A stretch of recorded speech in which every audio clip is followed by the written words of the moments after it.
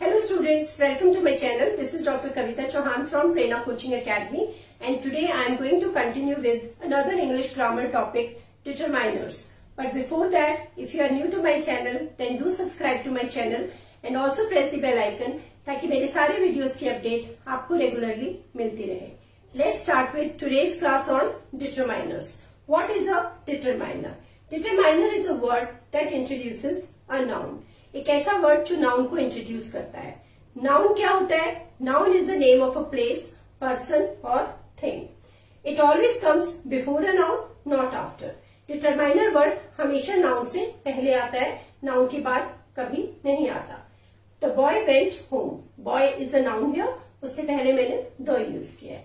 It is also use before any other adjective use to describe the noun. What are adjectives? Adjectives are word that describe a noun.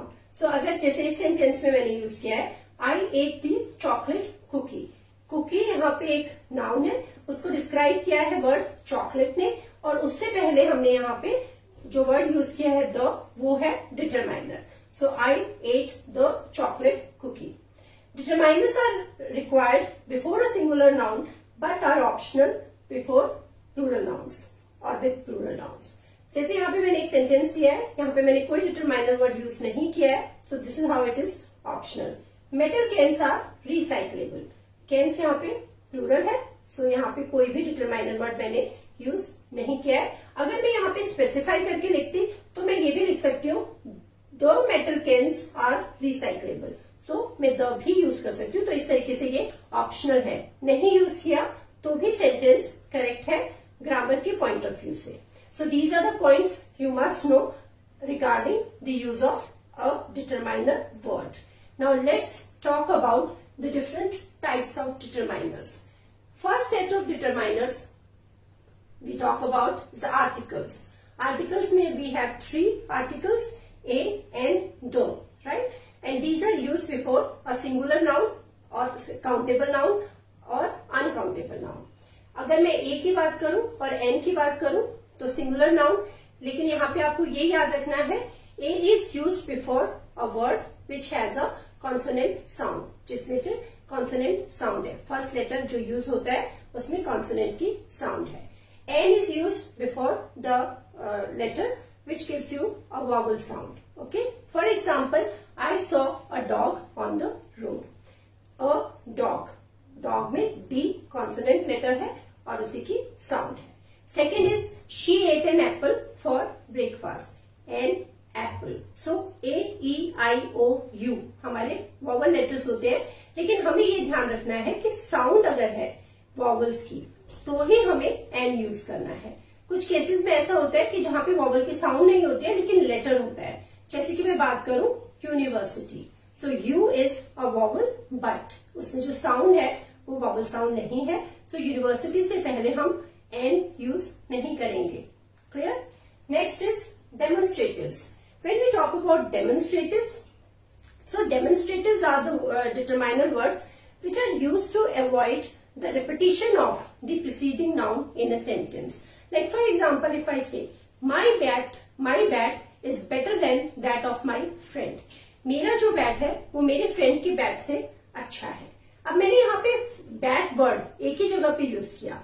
My bat is better than that of my friend. यहाँ पे मैंने that word use किया as a determiner to avoid the repetition of the word bat two times. Okay. Next is these kind of determiners refer to a person or thing which is far from us.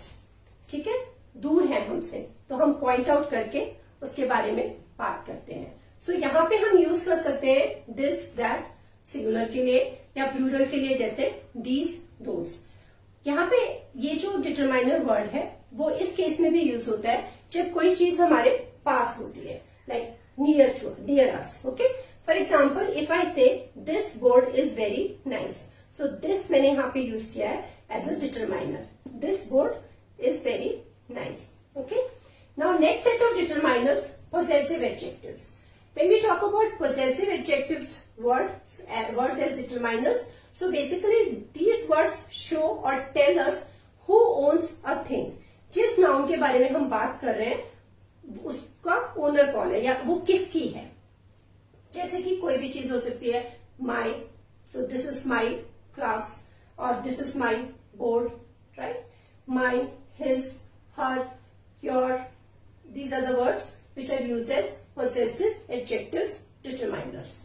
Next is quantifiers. When we talk about quantifiers, so हमें quantity का जहां से पता चलता है। Basically जो इस तरीके के क्वेश्चंस होते हैं कि कोई भी काम कितना हुआ है, how much of the work was completed, या कितने लोग हैं नंबर में, नंबर में नहीं, हाउ मेनी मतलब कितने हैं।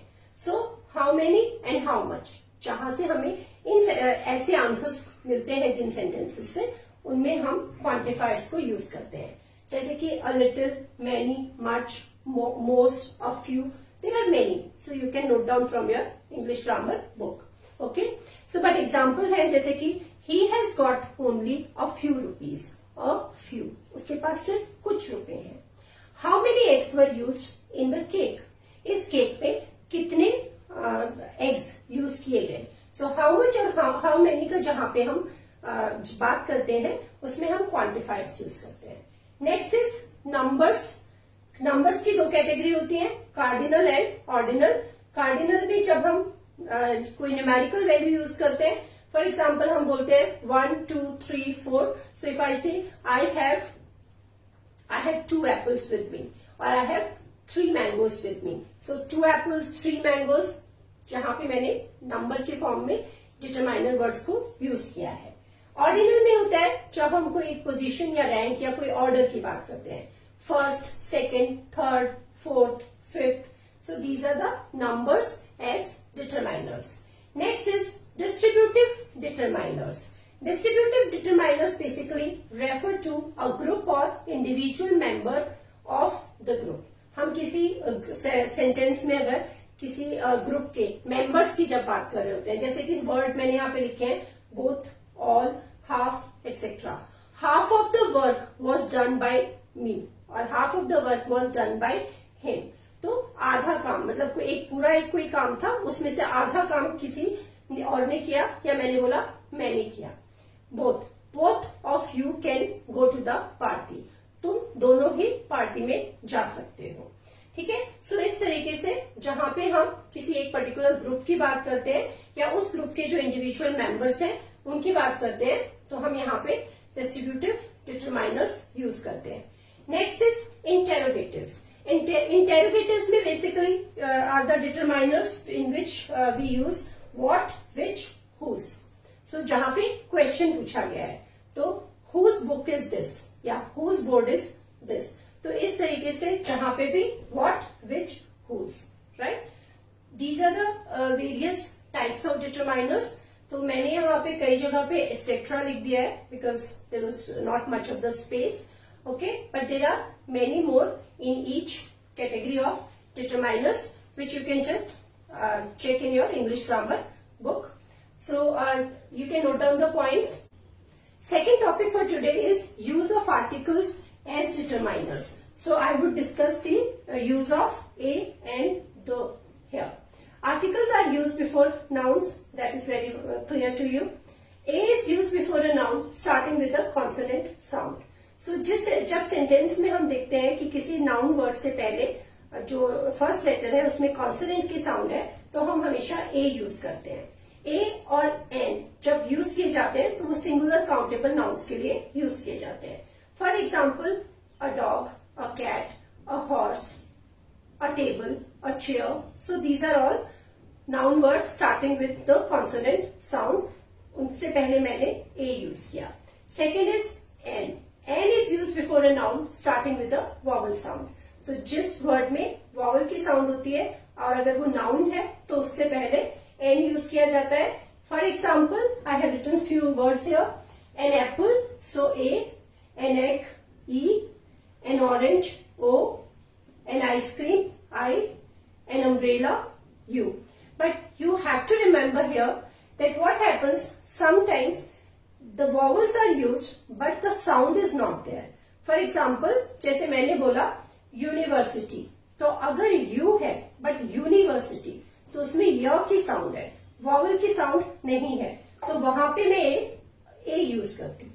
अ यूनिवर्सिटी, एन अम्ब्रेला है क्योंकि यू में वॉवल की साउंड है, अ यूनिवर्सिटी होता क्योंकि यू में कॉन्सोनेंट की साउंड है। सो ये डिफरेंस आपको याद रखना है। Next is use of the के बहुत सारे रूल्स मैंने यहाँ पे लिखे हुए related to the use of the is use before singular countable nouns, plural countable and uncountable nouns. तो द को हम यहाँ पे बहुत सारी सिचुएशंस में यूज कर सकते हैं। And let's start with the first rule. When we talk about a particular person और थिंग, जब हम किसी पर्टिकुलर पर्सन की बात करते हैं या पर्टिकुलर चीज की बात करते हैं, स्पेसिफाई करते हैं उसके बारे में, तो तब हम द यूज करते हैं। उस केस में हम अ यूज नहीं करते। The book you need is not available. So जो बुक तुम्हें चाहिए, तो मैंने स्पेसिफाई किया है, the book you need is not available. Next is before some proper names that denote physical features. तो इस तरीके के जो नेम्स होते हैं जिनमें फिजिकल फीचर्स के बारे में बात की जाती है, वहां पे हम द यूज करते हैं। फिजिकल फीचर्स का यहाँ पे क्या मतलब है, जैसे कि जो ओशंस होते हैं, सीज होते हैं, रिवर्स होती हैं, कैनाल्स होती हैं, डेजर्ट्स होते हैं, उनका अगर नाम है तो उससे पहले द यूज किया जाता है। For example, I have written many examples here. The Ganga, the Pacific Ocean, the Suez Canal, the Thar Desert, the Himalayas. So this is how you have to remember. Next is before the name of religious or mythological books. So religious या mythological books होती है, वो उनसे पहले हम the लगाते हैं, जैसे कि the Bible, the Ramayana, the Mahabharata, etc. Next is with superlative degrees.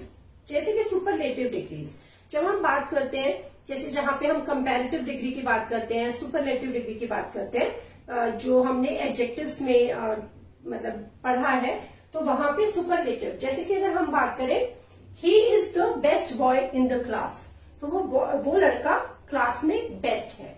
तो अगर हम जैसे गुड की फॉर्म्स यहाँ पे डिस्कस करें, गुड, बेटर, बेस्ट, तो जो बेस्ट है वो गुड की सुपरलेटिव डिग्री है। तो जो सुपरलेटिव डिग्रीज होती हैं, उनमें हम उससे पहले अगर सेंटेंस में यूज है तो द यूज करते हैं। Next is before a currency. अगर हम किसी करेंसी के बारे में बात करें, like for example if I say the dollar is growing stronger then the pound. So pound भी एक करेंसी है और डॉलर भी। सो मैंने उससे पहले द यूज किया है, the dollar is growing stronger then the pound. Next is before plural और यूनाइटेड कंट्रीज। जैसे हम सिंगुलर जो नेम होता है किसी कंट्री का, जैसे हम बात करें किसी कंट्री का जो नाम होता है, जैसे कि इंडिया है, पाकिस्तान है, उससे पहले हम द यूज नहीं करते। हम ऐसे नहीं बोलते द इंडिया या द पाकिस्तान, बट हम यहाँ पे जो कंट्रीज ऐसे वाली हैं जो जिसमें एक group of states together formed है, या यूनाइटेड कंट्रीज की हम बात करते हैं, जैसे कि the United states of America, the Maldives. ये आपको बहुत अच्छे से याद रखना है, क्योंकि यहाँ पे आप बच्चे बहुत बार कंफ्यूजन करते हैं। Next is before the international organisations. International organisations वो ऑर्गेनाइजेशंस होती हैं जो इंटरनेशनल लेवल पे एग्जिस्ट करती हैं, जैसे कि the UNO, the United Nations Organization, the World Bank, the International Monetary Fund. So इनसे पहले भी हमेशा द यूज होता है। Next you can say is before a particular authority और अ डेजिग्नेशन। लेकिन जैसे कि हम जब भी कभी लेटर लिखते हैं, लेटर टू एडिटर लिखते हैं, लेटर टू प्रिंसिपल लिखते हैं, या किसी भी अथॉरिटी को लेटर लिखते हैं, तो हम हमेशा लिखते हैं, मान लो you have to write a letter to the manager of State Bank of India, so the manager, the principal and so on. So these are the rules you can note down and the examples which I have given, so it would be easy for you to understand. Thank you so much.